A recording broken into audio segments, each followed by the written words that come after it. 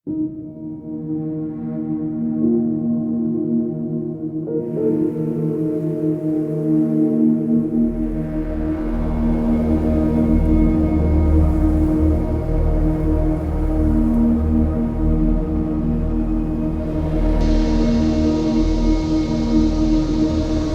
set now. Radar altimeter is set 300 feet now. Set 300 feet now.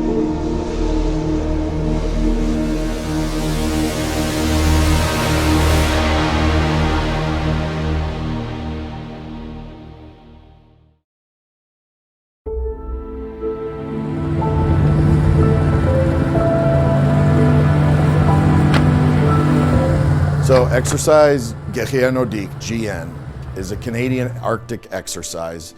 It often does subarctic and high Arctic. This year it's high Arctic, but the point of the exercise is to teach soldiers survival skills in the extreme cold. And in this case this year, for the first time, it was a tactical exercise that also incorporated those survival skills.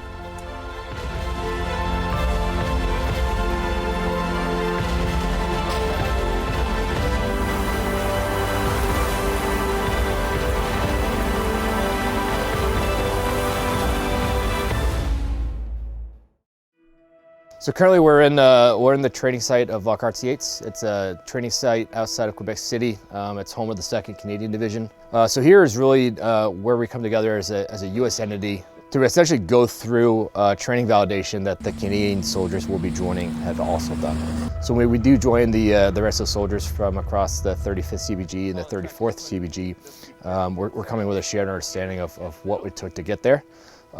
Joining forces from across a plethora of states, Connecticut, New Hampshire, and Utah, National Guard, to include the 11th Arctic out of Alaska. So training in the Arctic is inherently dangerous because of the weather, the risk of predators, and the possibility of being cut off from our main sources of supply. And this is why this training right now that we are conducting is extremely important. So the main tasks that we focus on before deploying to the Arctic is operating as a section of about 8 to 10 members, mainly on living conditions, setting up shelter, mobility tasks, and generally surviving the environments.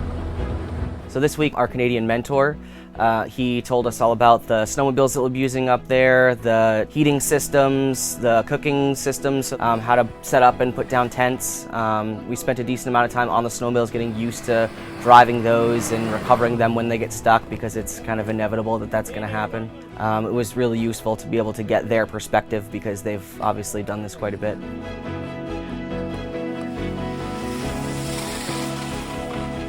So what I'm doing now is getting my stuff packed. I'm getting ready to take the bus up to the airport. We're going to be headed up to Resolute Bay here pretty soon.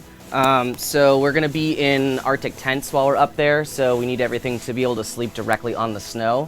So right now I'm packing up my sleep system that has 2 sleeping bags inside of one another with a bivy cover on the outside that kind of protects it from the elements. I'll have 2 sleeping pads underneath that just so that I don't have any contact with the snow.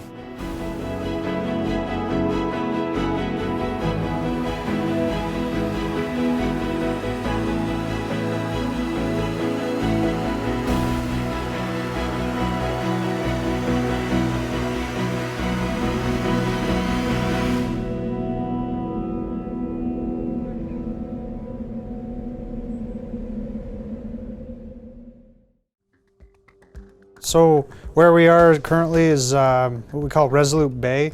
It's in it's just west of the Baffin Island region. Kind of follow the Hudson Bay up straight north, and you'll run into Resolute. It's predominantly on Cornwallis Island, or is on Cornwallis Island. We're just to the southern tip of it. There's a whole section of land up in the north that since the end of the Cold War people have sort of neglected. Now we're running into the aspect of commercial ships coming in, that type of thing. So with the current events in the world, people are starting to get nervous of the northern direction. So, and in these scenarios, the training involved in order to be operationally effective again, it's quite extensive. So it's good to keep practicing these movements, keep practicing these cohesions, That way, if a scenario does happen where we need the people from the south to help us out, we have it. So the exercise is important because the Arctic is unique. Learning how to survive in this environment is critical to being able to fight in this environment. So if you don't give your soldiers adequate time to rest, if you don't give your soldiers 2 hot meals a day, if you don't allow your soldiers a significant amount of sleep per night, or if you try to move them too fast, you'll hurt soldiers and severely deplete your combat effectiveness. So training leaders how to manage their soldiers in this environment is critical if we're ever called to take action in an environment like this. Got to the right here. So exercise Guerrier Nordique is an opportunity for joint forces from both the United States and Canada to operate in the Arctic. And we're up here with our unique capability, obviously having ski-equipped C-130s. We're the only unit in the world that has that. We have the ability to insert both personnel and cargo out on the sea ice. If we construct a skiway out there, we can use that as a logistical hub.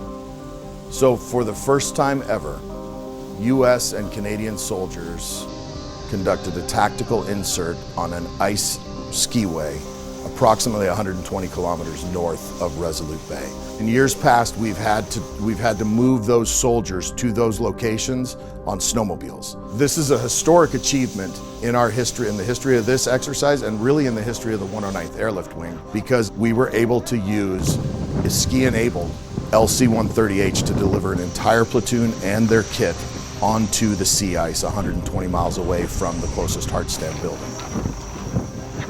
Most of what we've been learning out here is how to do Arctic operations. High point, I'd say, is we conducted a raid out here. So we did about a 20K movement on snowmobiles. We were able to traverse both on land and across sea ice to get to the objective, and we were able to do a coordinated attack. It was a joint exercise, so we did it, or a joint attack. We did it with a Canadian squad attached to our platoon. It was cool to see how those guys integrated with us. So I came into this training thinking this Arctic was going to be some frozen hellscape that was this unsurvivable monstrosity. However, it is survivable. I learned pretty quick that if you prep correctly and if you work with your team well, you can actually more than just survive, you can actually thrive in this environment.